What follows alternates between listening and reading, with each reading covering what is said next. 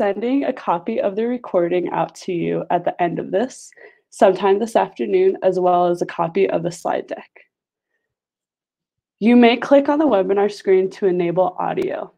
I would also suggest you use Google Chrome as your preferred internet browser, as Livestorm likes to like that platform best. Place your questions in the questions section to the right. Folks can upvote your questions, and we have an incredible team working to answer your questions during this presentation. There will be a question and answer at the end of this presentation, so we'll be answering the questions that we see the most questions and upvotes for. I would ask you all to be patient and kind while we work out these glitches. There is expected to be over 500 of you all joining us for this webinar. And so as we work through these glitches, please remember to refresh your page if you're experiencing any audio or visual glitches, and be patient with us. So this webinar is being hosted by some incredible organizations and chambers. And before I get into the organizations, I want to go over the chambers who are co-hosting this event with us. The Asian Chamber of Commerce, the Colorado Black Chamber of Commerce, the Colorado LGBTQ Chamber of Commerce, and the Latino Chamber of Commerce of Pueblo. The Asian Chamber of Commerce is a membership organization based in Denver, Colorado. Its mission is to provide economic development and business opportunities for its members. Colorado Black Chamber of Commerce, more business in, more business up, and more business across. The Colorado Black Chamber of Commerce the mission is to support the idea of Black business owners and create an organization that focuses on the success of our members. The Colorado LGBTQ Chamber of Commerce promotes professional development, business diversity, and personal enrichment. They work to advance the LGBTQ and LGBTQ supportive businesses through shared knowledge, leadership, and support. Lastly, they connect businesses through the state because business is built on relationships. And our last chamber partner is the Latino Chamber of Commerce of Pueblo. They're a dynamic business organization committed to promoting opportunity, growth, and progress of small businesses in a highly diverse society, with an emphasis on the Latino community. I want to tell you a little bit about Small Business Majority. We're a small business education and advocacy organization. We're run and founded by small businesses, and we've been in business since 2005. We're a national nonprofit with 6 offices across the country, including Washington, D.C., California, Colorado, Illinois, and Maryland. We focus on issues of top importance to small businesses, including healthcare, retirement, entrepreneurship, and access to capital. Our work is backed up by extensive research and polling to make sure we're advocating for the issues that small businesses care about.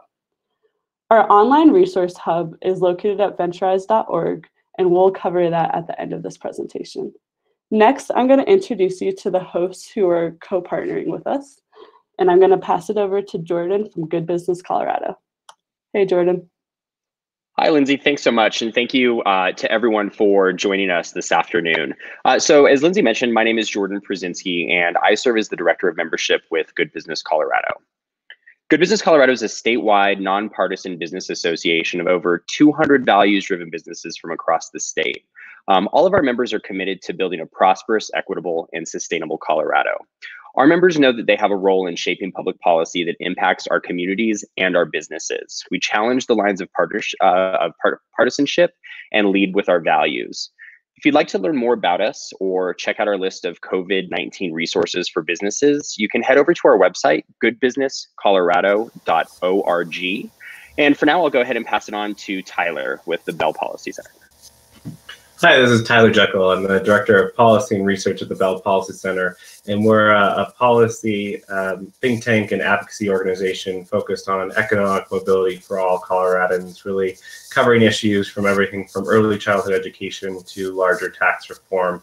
And I just wanted to highlight one resource that we have available for everyone, which is our Colorado Recovery Hub, where we try and include information on everything from what the state and local governments are doing to respond to COVID-19, as well as what's occurring at the federal level with relation to the different stimulus bills. So please feel free to click on this link.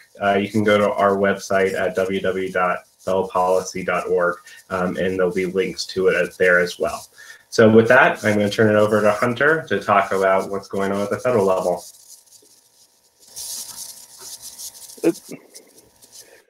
Thanks, Tyler. And thank you all for joining us. So I'm going to provide some high-level information about the federal stimulus package and the previous two phases. So I'm seeing a lot of you are asking questions in the chat bar right now. I think some of this information will be covered in the slides, but we're going to be tracking these questions and doing a short Q&A session for the last 10 minutes of this. So just be aware that this is just primarily information about what's going on at the federal level and some Colorado specific information, and we'll try and get to some of those more detailed questions at the end. So as you are all aware, Congress has passed three phases of stimulus and support for the United States in response to the coronavirus. The initial phase provided $8.3 billion in emergency funding for federal agencies. Additionally, it enabled the Small Business Administration to make an estimated $7 billion in low-cost loans to affected small businesses. So this is primarily through SBA's emergency, the Economic Impact Disaster Loan Program. So we'll talk more about that later. In phase two, the president signed the Family's First Coronavirus Response Act. So that created the Emergency Family and Medical Leave Expansion piece and the Emergency Paid Sick Leave Act. Most notably, the Secretary of Labor can exempt businesses with fewer than 50 employees from emergency family and medical leave expansions requirements. And additionally, businesses with over 500 employees are exempted from this policy. We're not discussing this particular piece in super detailed today, but I will mention that for those of you who are subject to this and required to provide some paid family and medical leave to your employees as a response to the crisis, you will be getting tax benefits on that. And we are hoping to put out some additional information later on once we get have a clear understanding of the full scope of the tax implications and how that's going to work. So keep an eye out for that. Phase three was passed this past Friday. The Coronavirus Aid, Relief, and Economic Security Act, so the CARES Act. It's important to keep in mind that the spirit of this legislation is to keep American workers paid and employed. So this was an 800 plus page stimulus package that included some pretty significant pieces for small business owners and employers across the country. So $349 billion was provided in loan guarantees through the Paycheck Protection Program, the PPP program. Some of these loans may be eligible for forgiveness to qualifying businesses, and we'll discuss that a little bit more later on. Additionally, another $10 billion for emergency economic injury and disaster loans was made available. We'll also be discussing this piece a little bit later on. Right now, it's really important to note that these two programs are separate programs, and you'll have to apply for them in different ways, and we'll discuss that more. Additionally, $17 billion was made available for loan subsidies, and an additional $240 million was made available for small business development centers. So that includes women's business centers and other technical assistance providers. So if you're in Colorado, Mi Casa Resource is an excellent provider. Likewise, the state's SBDC network is a really quality partner And prior to engaging in either of these loan programs, we suggest that you reach out to a technical assistance provider and kind of work through which of these is going to be best for you and what the best avenue is for you moving forward. Just to touch on this really quick, so SBA loan eligibility has been expanded. Traditionally, eligible businesses have been required to be engaged in or propose to do business in the US or its territories, have reasonable owner equity to invest, using alternative financial resources, including personal assets, before seeking financial assistance. But I think the really critical piece here, and 2 points on this, is that some of the underwriting criteria is somewhat relaxed. Specifically, we know that collateral requirements are being relaxed, and that personal guarantees are also going to be relaxed. Additionally, business owners would be required to meet federal guidelines for business size standards.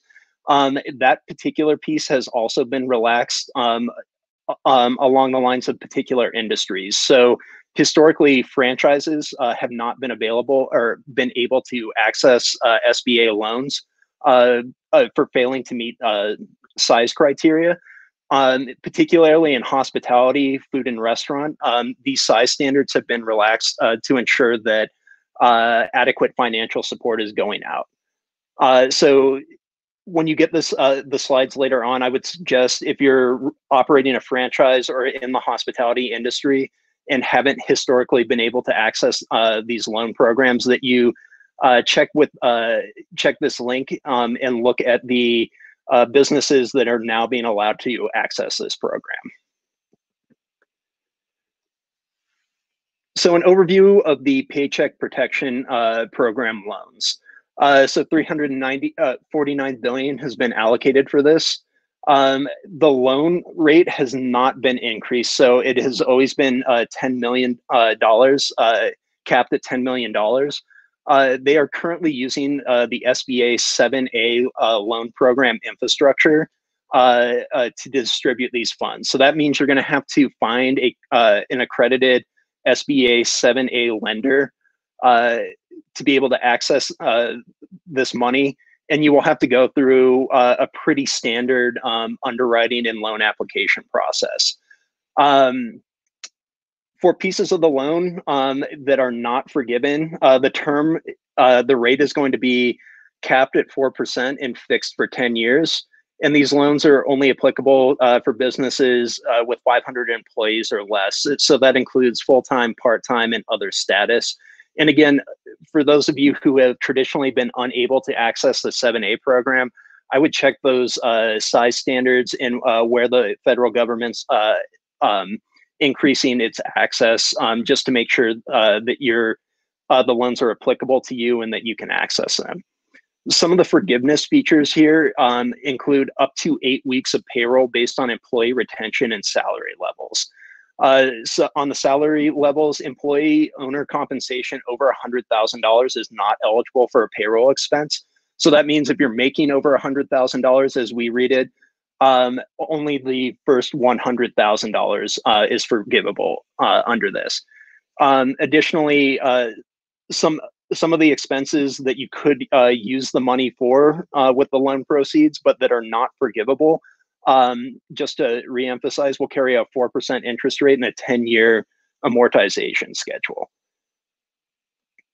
So the eligible cost for payroll, and this is how your loan will be calculated, includes compensation, and that's inclusive of salary, wage, commission, tips, or the equivalent, vacation benefits, parental, family, medical, or sick leave, allowance for dismissal or separation. So a big part of this loan is if you've already had to lay people off to keep your business afloat, once you get the loan, this money can be used to rehire those folks, and that money would be forgivable.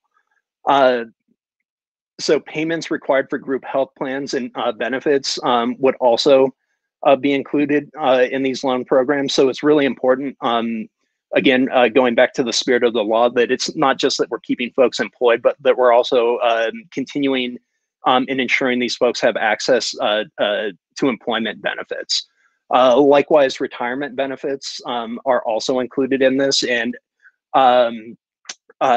one key piece of this legislation that we're not discussing in detail here is that fees, fines, and taxes for withdrawing retirement early have also been suspended.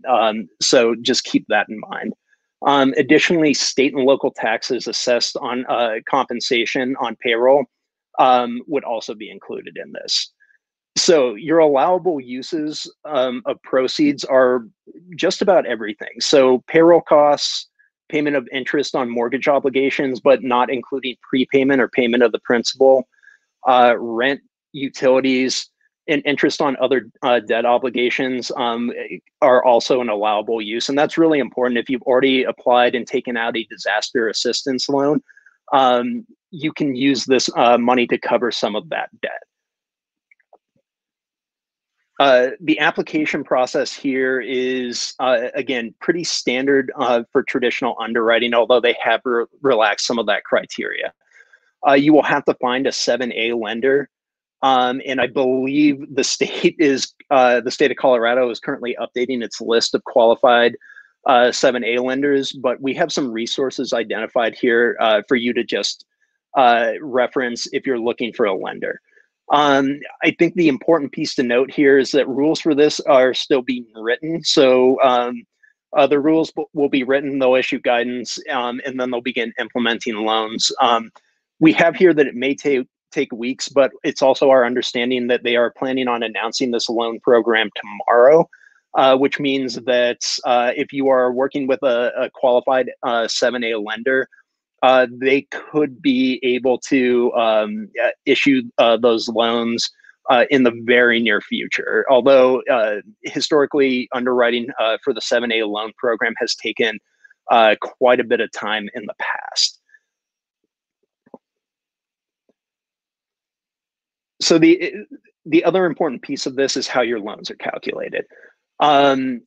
So if you were in business last year, they will be using your payroll from February 15, 2019 to June 30, 2019. And that would be up to 2.5 months of your average payroll. If you weren't in business during that time frame, it will be the 2.5 month average payroll between January 1, 2020 and February 29, 2020. If you took out what's called an EIDL loan, the economic impact disaster loans, you can refinance to a PPP loan. That will simply amount to you adding the outstanding loan to your payroll sum. So if you've already laid off your workers, this isn't a problem if you're applying for this loan. The intent of this law is really to ensure that you're putting people back at work or doing the best you can to do so. So reductions in employment or wages that have occurred as a result of this crisis will not impact your loan forgiveness if you take adequate steps to eliminate that reduction in employment or wages. And again, the spirit of this legislation is really to keep people employed during this crisis and figuratively to freeze the U.S. economy while we work through this. So again, if you have already had to lay folks off or you're considering it right now, this may be a good program for you to consider. And again, we would suggest that you take steps to work with a technical assistance provider just to see which of these programs is going to be best for you. So the other financial assistance program that we have right now is the SBA Economic Injury Disaster Loan. So these are called EIDL loans. In this scenario, they're backdated to January 30. There's $10 billion advocated for it, and these loans are available for up to $2 million. Additionally, there is up to a $10,000 grant included if you're filling out the application for a loan. I believe if you're applying online, you will have to check that you would like to receive that. So the rates for this are 3.75 fixed over 30 years. Well, that's a little bit higher than mortgages. It's pretty low in the grand scheme of things for a business loan rate. Additionally, with the long amortization schedule, your payments will be pretty low.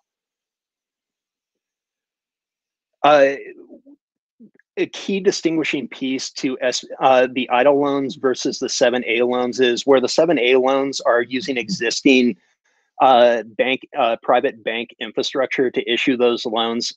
EIDL loans go exclusively through the SBA. So if you've already applied to the disaster assistance loans, this is the loan program you have applied to. If you're looking for the PPP loans, you will have to find a 7A lender.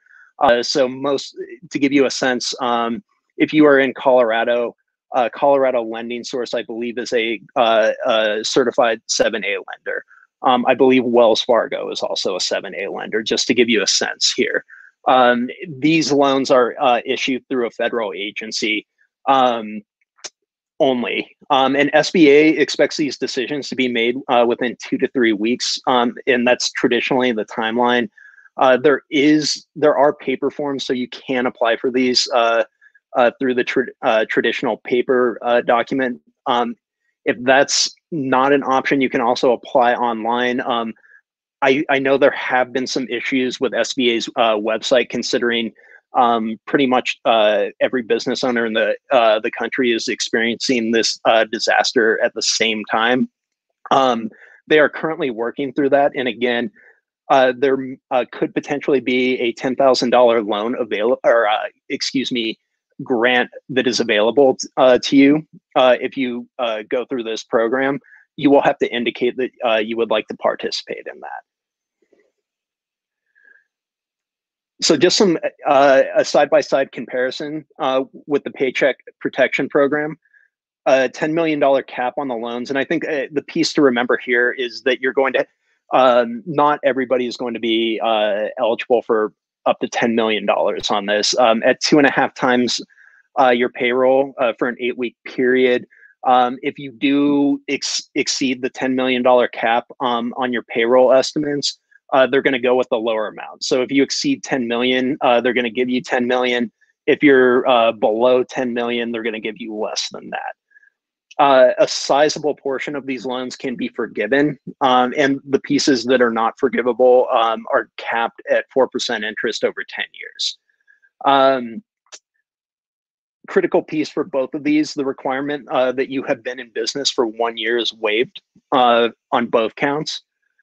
And then moving on to the economic injury disaster loan, $2 million cap, up to $10,000 grant available. And again, if you indicate that you would like to participate in that, that could be available in as quickly as 3 days once you've been assigned a caseworker. 3.75% interest rate over 30 years. And more importantly, these loans do not require collateral. So I'd also like to point you at the bottom down here too. If you need an SBA approved lender and you're just not quite sure where to go, please click on the link at the bottom. That's just a really easy way to figure out who the closest lenders are. I am sure that they are slammed at the present moment, but there's a lot of money that's being made available, albeit through a sort of a difficult process, but there is money available. So I would suggest looking to those folks for that. And with that, I will pass it off to Tyler to talk about some of the state-specific resources that are being made available. Great. So as Hunter just said, I'm going to go over 2 areas. What is being done in Colorado in particular, and then secondly, kind of what's being done around unemployment and insurance, both at the state and federal level.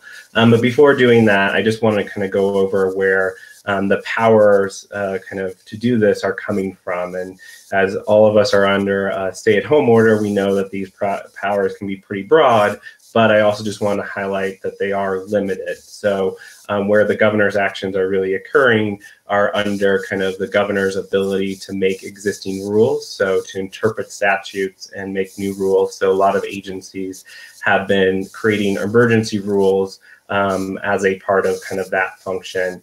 And then the second big area is the Colorado Disaster Emergency Act, and that provides the governor with access to emergency grant dollars that can be made available in particular areas. But then it also allows the office to, and many of the agencies, to suspend different rules, regulations, or orders. And so kind of one example of that has been suspending kind of the restrictions against alcohol as a part of restaurant delivery.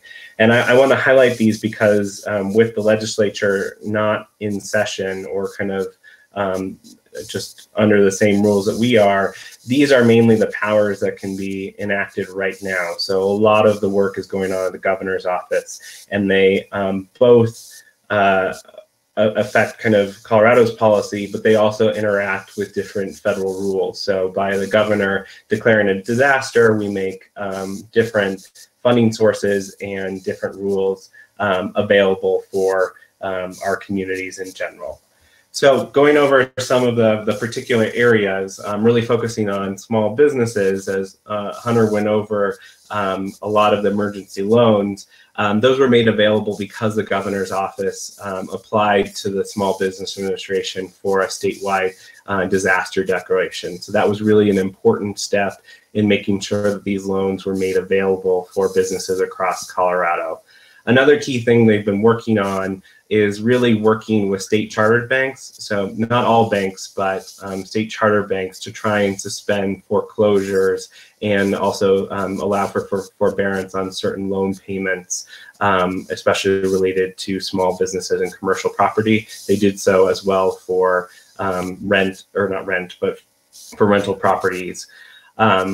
So another kind of key thing that will be up and coming is the governor announced the creation of an economic advisory council that's being led by former mayor and former Secretary of Transportation Federico Pena, and they will be looking at different short-term and long-term policy recommendations and responses for our state.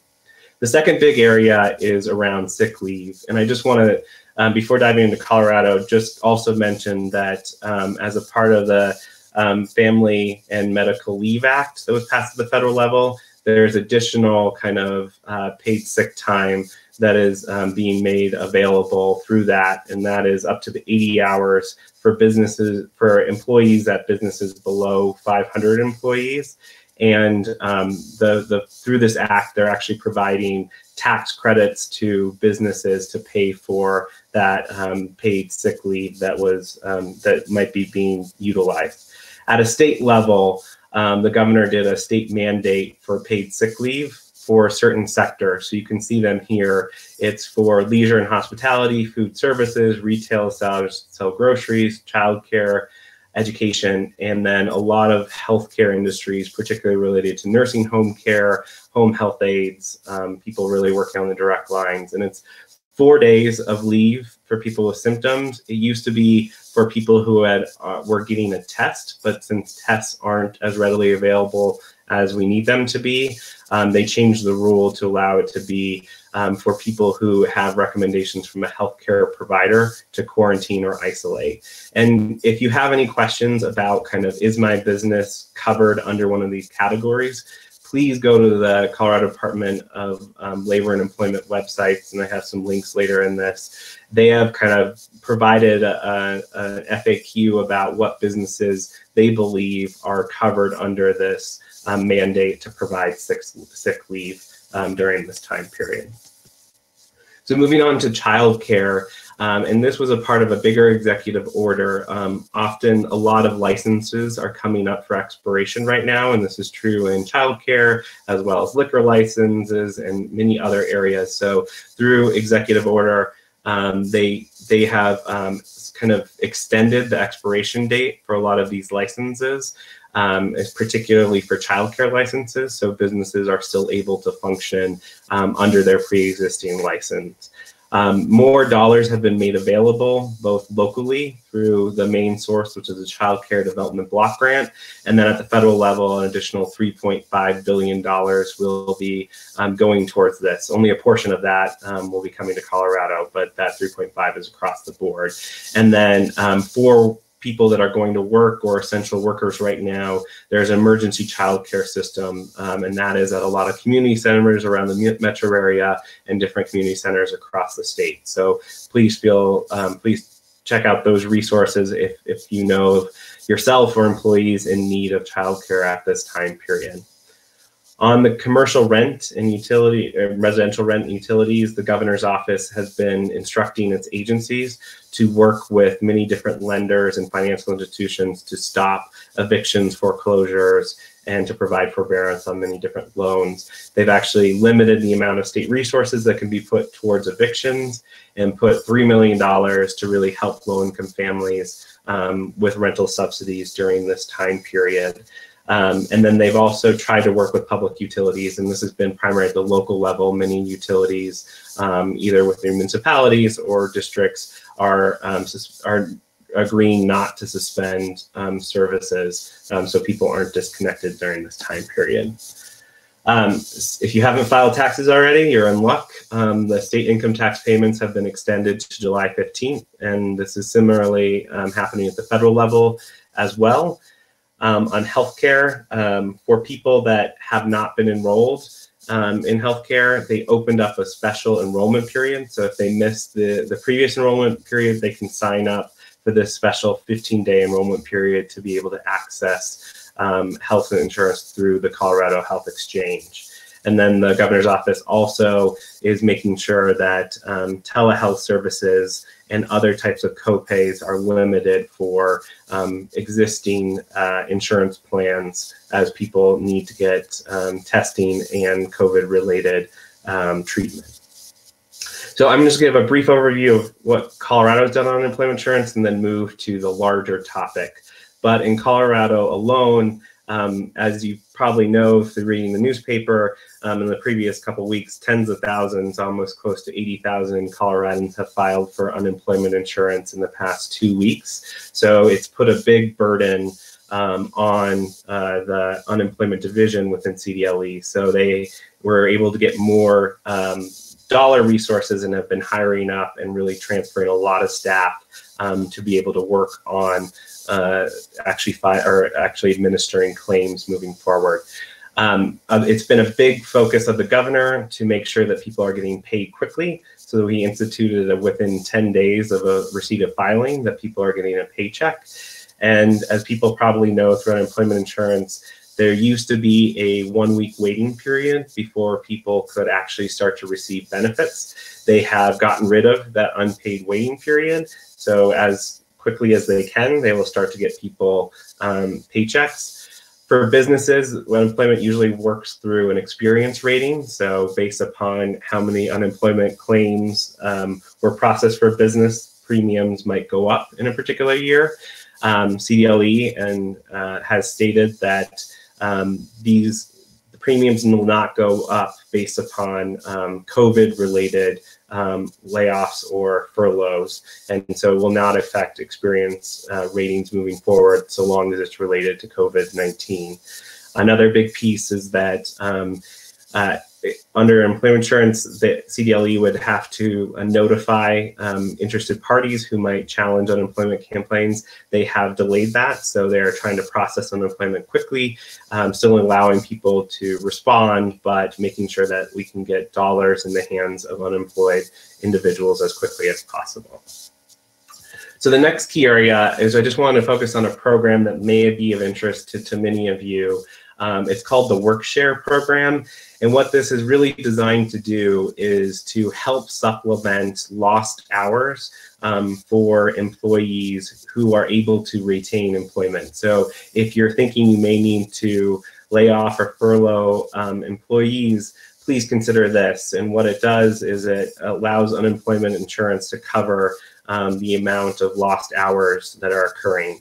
And so if you are anticipating about a 10% reduction in hours up to about a 40% reduction in hours, this may be a program that could apply for you. and they'll be able to, the CDLE will be able to cover those lost hours. Again, that's only from 10% to 40% lost hours, so it wouldn't cover more significant pieces, and more dollars at the federal level are going to that program as well. So if you need additional resources, here are 2 links to information from the Department of Labor and Employment. A lot of them have a little bit more detailed information on those areas. So last is kind of what happened through the CARES Act at the federal level related to unemployment insurance. And you're going to see here 3 different programs. Really think of it all as kind of really a part of the overall unemployment insurance system. They're just addressing different needs. So the first one that they call the pandemic unemployment compensation. What this is an extra $600 per week of compensation through July 31st, 2020. And the goal of this part of the provision is to really try and make workers whole. So it's trying to get almost about to 100% wage replacement. So the $600 amount is the average amount that it would take to get a worker up to full wage replacement. The second area is really trying to make sure that unemployment insurance lasts long enough for kind of both the current pandemic and then the recovery. So this pandemic emergency unemployment compensation adds 13 weeks to available unemployment insurance. And so in Colorado, people are eligible for up to 26 weeks under the current law, and this would add an additional 13 weeks, bringing the availability up to 39 weeks. Individuals still need to try and seek employment, but there's a lot of exceptions for both people that may be sick as well as individuals that are under stay-at-home order. So a lot of that has been relaxed. And the last area, and I know even just from questions that's coming up, was what's called pandemic unemployment assistance. And this is for individuals, typically self-employed, independent contractors, freelancers, part-time people who are actually even say graduating from college that were looking for work, who are not currently covered under unemployment insurance. Under this new program, they are treated just as an unemployment claimant would be. And these are all federal funded, so it's not coming out of state resources. But these workers that aren't typically available to access unemployment insurance are now able to through this program. So you can always find more details, especially on how to apply. They were going through huge demand last week, but I think they've been able, especially on their online resources, to really catch up and I think make the changes needed. A lot of these federal pieces won't go into effect until next week. So I know CDLE will be announcing later this week kind of the process for a lot of these federal related areas, but they should be actually just backtracking and back filling those needs. So I'm going to turn off to Lindsay now to talk about further resources for small businesses. Hey y'all, it's Lindsay again, and thank you so much, Tyler, for giving us that necessary information on the state and federal policies.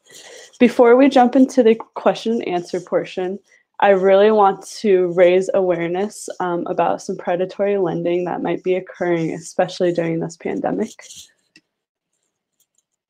There is a new breed of online lenders that are innovating small businesses in lending and expanding new options for entrepreneurs. These online lenders are simple and streamlined with their application processes. They're quick and they have a quick approval rate and delivery of funds, and they use technology. Because of this, though, because they are online, they have mostly they're mostly unregulated at this point, which has resulted in typically higher interest rates. Not all online lenders are equal, and some ask some very high interest rates. And so I caution all small businesses to proceed with caution when it comes to alternative online lenders. Today, we can't go through all the different platforms that online lending has, but what I do want to go through is our Small Business Borrowers Bill of Rights. We wanted to make sure small businesses understand appropriate lending practices And that's why we developed the Borrower's Bill of Rights in partnership with a coalition of nonprofit, for-profit lenders, credit marketplaces, brokers, and small businesses. This coalition formed with the hope of innovation and concern with the rise of predatory lending. We identified fundamental financing rights that we believe all small businesses deserve. For a more extensive understanding about these principles, I will direct you to the link to learn more information. But in summary, we believe you have the right to transparent pricing and terms, non-abusive products, responsible underwriting, fair treatment from brokers, inclusive credit access, and the right to fair collection practices. To make sure you're being protected against predatory lending, we wanted to give all small business owners the resource of this checklist. These 9 questions will help you when finding some funders for your business and finding lenders. These 9 questions will help you make sure that you're protecting yourself against predatory lending. These 9 questions are questions you should feel comfortable asking your lender and questions that you should be always asking yourself as well. The questions are, what is the interest rates? What's the APR and what is everything else along with that interest rate? Are there any upfront fees? And if so, where do they go? What are the payment amounts and the frequency? This is very important because you need to plan for your business. So if you know on the 15th of every month that you're paying $200 towards the loan, then this will help you plan for your business. Are there any prepayment penalties? What's the full cost of the loan over its lifetime? You should be able to answer this. Your funder should be able to answer this for you. So for instance, if you have a $50,000 loan, at the end of that, does it look like you're paying $55,000 or $150,000? This is a question you need to have the answer for. Next is, if refinancing, are fees added to the existing principal? Is the lender imposing deadlines for accepting the loan offer? Oftentimes, predatory lenders put a lot of pressure on the borrower to make sure that they aren't reading the fine print, and that if you don't sign this in 24 hours, this offer will be deleted. So make sure that there's no pressure or imposing deadlines for accepting the loan offer. And if you're going through the broker, are they fully disclosing their fees? The last question you should be asking yourself is, have you fully assessed your business financing? And do you feel that you can reasonably meet the payment terms? I want to plug in our online resource hub for small business owners like you who need help accessing tools and resources to grow their business. Venturize is an incredible tool. We have tools for business plans as well as healthcare and retirement plans and what to look for when you're seeking lending. I definitely suggest you click that button that we just popped up to go to our online portal and poke around. I ask all business owners to look through it because I think it's an incredible resource. And lastly, before we go into Q&A, Small Business Majority has been working very hard each and every day to find state and national resources and to provide you with webinars as well as different policy updates. So please feel free to check out this resource portal for COVID and all the needs that you might have, as well as reaching out to Small Business Majority, Good Business Colorado, or the Bell with any following questions. And for now, I'm going to pass it over to Karen from Good Business Colorado, and she's going to facilitate a question and answer because we've gotten some really incredible questions in the past hour.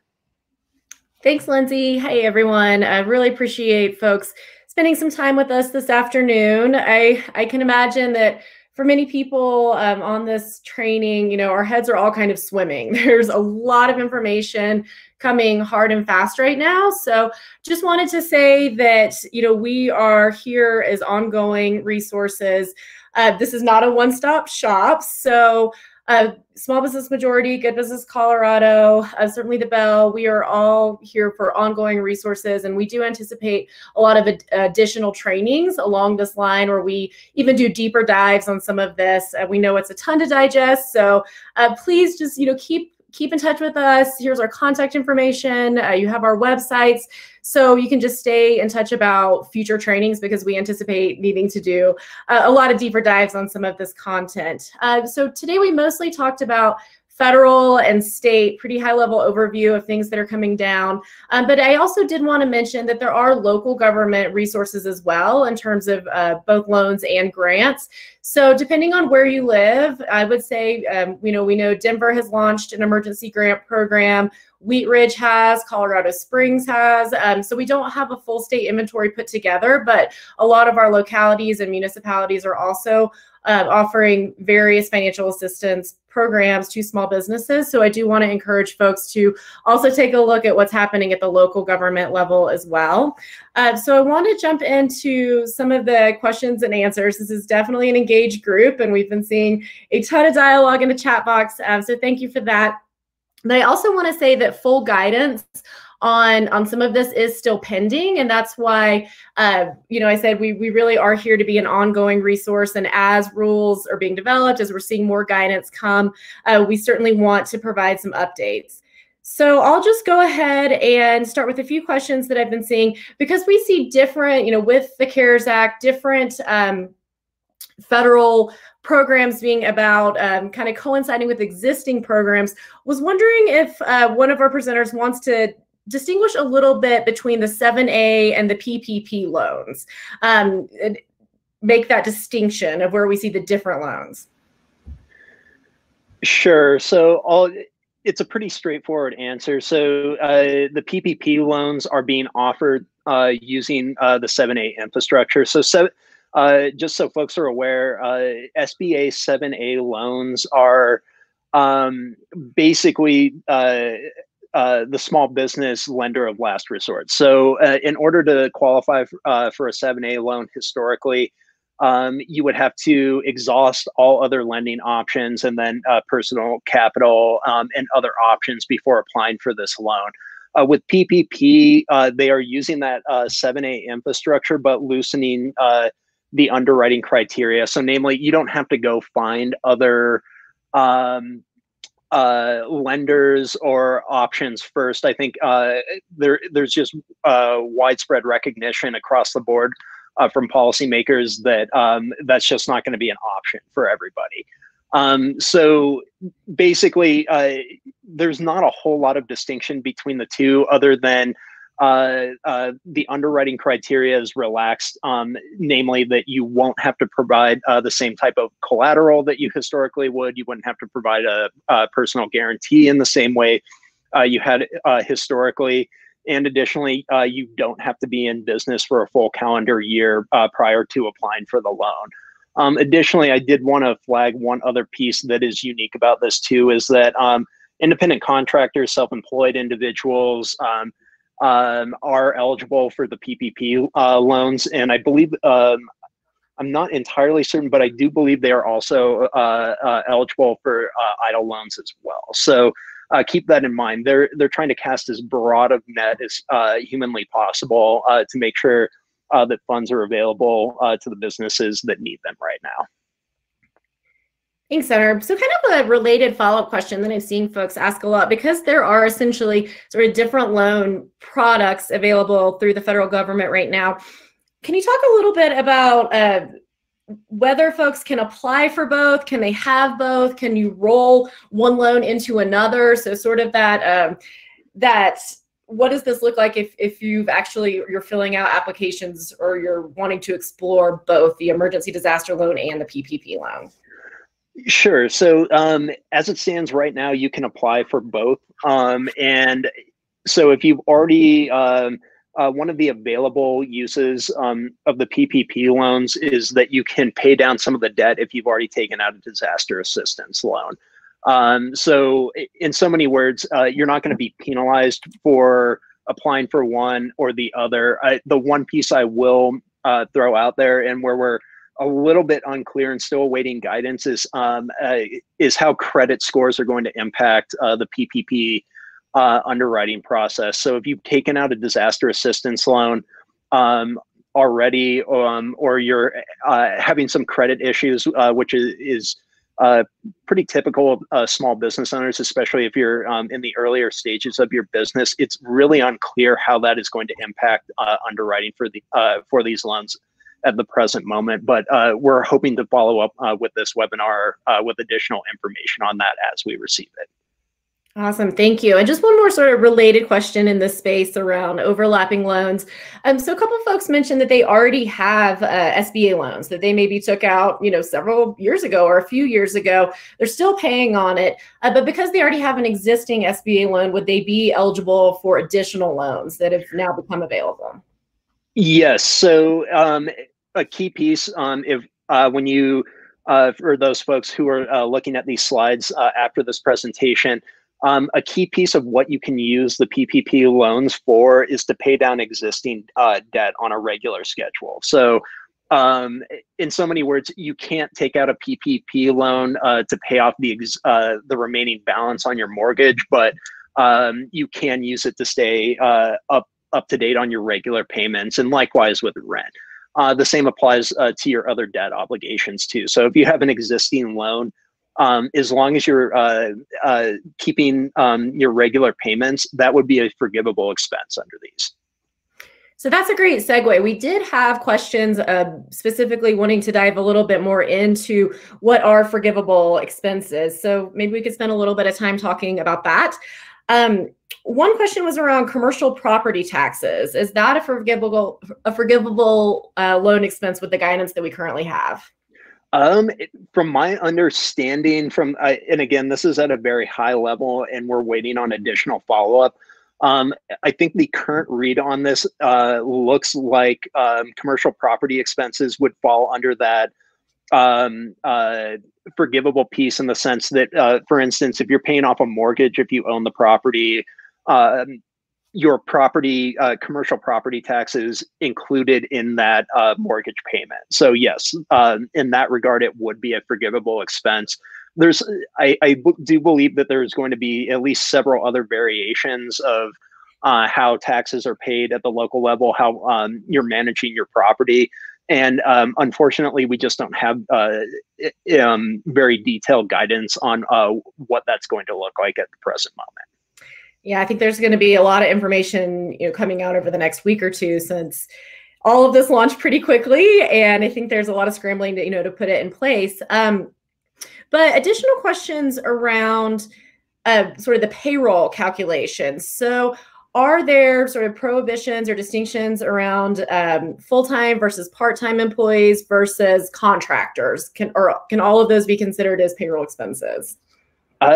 In our current reading of this, those are considered to be payroll expenses. Again, the spirit of the law is to ensure that however your employment was going to look, if this were I guess, normal March and going into a normal April, what normal would look like for you is what would be covered under that 8 weeks of forgivable expenses. That's why when they're looking at underwriting the loan and how they're going to calculate the loan, is if you have the records available for 2019, that's what they're going to reference. If you don't have those records available, they're going to use the beginning of the year, the first 2 months of this year, to assess that loan. So just keep that in mind. Again, there's some very good things about the forgivable piece of this, namely that it's going to cover a lot of payroll expenses. I think one detriment of this that I have seen pop up in the question is this is not the entirety of your operational expenses. And we do see this as a shortcoming. So I think Lindsay had mentioned the action step of either reaching out to Small Business Majority, the Bell Policy Center, or Good Business Colorado. That's going to be really critical for the follow-up piece for additional federal legislation moving forward. Right now, their main focus is to keep folks employed, and that there's a continuation of health benefits, retirement, and the like. But that's not enough to keep your business afloat. And again, I think many of the folks on this webinar are going to find that the SBA 7A program is going to require a lot of paperwork to prepare for those loans as well. Yeah, absolutely. So one more question about payroll calculations, and then I want to ask a few questions about unemployment insurance to Tyler that came up in the chat box. But in terms of payroll calculation, are bonuses included with the guidance we have? Do we know about that? Because there are some income levels. So I don't think we have guidance on that. But again, I think the key piece to remember on bonuses is that this is only covering up to $100,000 per person. So if you're going to bonus into $120,000 and your salary is $80,000, everything above $100,000 is not forgivable. Sure. Absolutely. So a few questions that have come in around unemployment insurance and the work-share program. One question, so business owners oftentimes, they don't have a salary, but they take draws, right? From the business. Would business owners in that situation be eligible for unemployment insurance? That's a question I actually don't know. So I wish I had more explanation of that. Yeah, I'm not going to try and pontificate. That's just something I don't know. Sure, and that's something we can also ask the folks over at the Colorado Department of Labor and Employment and follow up with folks if the person who asked that question wants to contact us directly. And we can also look back at the chat box as well. Can you apply for the work-share program if you've already had to reduce staff hours? You feel like you've already made some of these adjustments that you would have benefited from on the front end? Yes, I believe you can. So, and with a lot of these programs, I'm not positive if all of them will do it, but they also are backdating quite a bit of this related to COVID. So some of the federal programs will not be fully implemented in full swing until the next couple of weeks. But I was just on a call earlier with CDLE, and they were talking about how a lot of these were going to be backdated. So I'm not sure if this one in particular will be, but the goal is to try and keep employees employed as much as possible. So I would imagine through this program, even if you've had to reduce hours, they would still be looking at that as well. Great, thanks. And then in terms of the unemployment insurance, can 1099 contractors file now as a result of the new federal law? Yes, so the federal law just went into it, is barely going into effect right now. So CDLE is not fully operational on those specific areas, but yes, you should start to file. You can file now. If you, receive any kind of advisory that says you're not eligible, but you still believe you are, you can refile. But most of them right now, they're kind of processing them as the federal regulations go into effect. So they should be able to cover that, yes. Great, thank you. One last question. In terms of some of the state benefits that we've talked about around unemployment insurance, folks also, a lot of employers, are providing healthcare coverage to their employees. So looking at sort of this array of benefits and assistance right now, any sort of quick thoughts for folks who are contemplating whether it's better for their employees to lay off versus furloughing right now in terms of access to benefits? The major difficulty, especially for the employee, is maintaining other benefits. So if you are providing healthcare coverage or other pieces, it's probably better that they stay employed. What I think UI has been really trying to do is make sure that from a paycheck perspective, people are made whole, but that wouldn't be inclusive of all the other benefits that they may have access to. Got it. Thank you.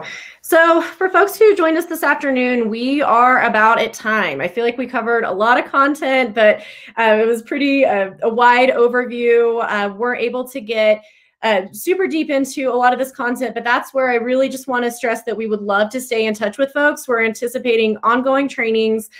You will get a copy of this PowerPoint. You'll get a copy of the recording. You have our contact information. Let us know what you would like to spend more time on, other resources we can make available. All of our organizations have really built out COVID-19 resources for businesses. So please take a look at that content. I do want to say we have a poll question. So as we're wrapping up, you'll see it. It's just to the right of the questions tab, hopefully on your screen. So hopefully you can just answer a quick poll about whether this provided some helpful information. And, you know, I just want to thank everybody for joining us. It's a very tough time. We know that it's an overwhelming time, and we just really hope to stay in touch and be able to provide further technical assistance. As we've said, you know, the guidance is not fully out. From a lot of this, it's still pending. So as we receive more and more information, we will be sharing that with the small business community. So thank you all for what you're doing right now. Thank you for joining us, and please stay in touch.